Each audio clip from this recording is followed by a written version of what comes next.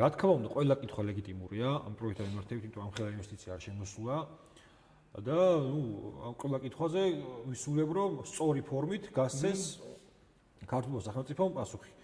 უბრალოდ მე რა მინდა აღვნიშნო.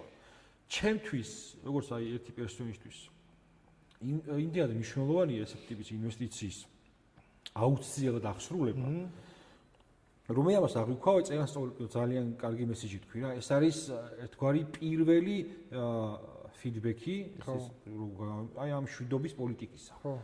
ამ გეოპოლიტიკურ მოცემულობაში საქართველოს როდესაც საკმაოდ დიდი ყევები მიდის და რაც უნდა გასუსტდეს ერთი მხარე, ისეთი დიდი მოთამაშეები არიან, მის ნანგრევებზე შეიძლება ჩვენაირი ქვეყნები ისე მარტივად ჩაყვნენ, რომ სავალალო აღმოჩნდეს თაობისათვის და ზოგადად ქვეყნისთვის და თუ ეს ინვესტიცია იქნება წარმატებული, თან ინვესტიციას აქვს უნარი რომ მოიზიდოს დამატებით ინვესტიცია. ზოგადად ესე ყველა ქალაქი იმასე აშენდა და ყველა რაღაცა ნებისმიერ დომინოს ეფექტია.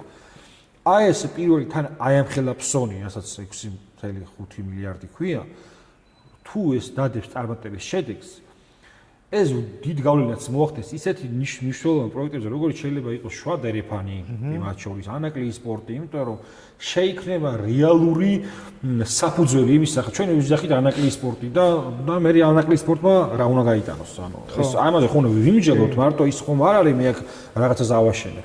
რეალური საფუძველი და ინფრასტრუქტურა შეიქმნება იმისა, რომ საქართველოს იყოს აი ამ დიდ გეოპოლიტიკაში ის რეგიონალური ხაბი, რომელიც უზრუნველყოფს უსაფრთხო სივრცეში პოლიტიკურ, ეკონომიკურ დიალოგს.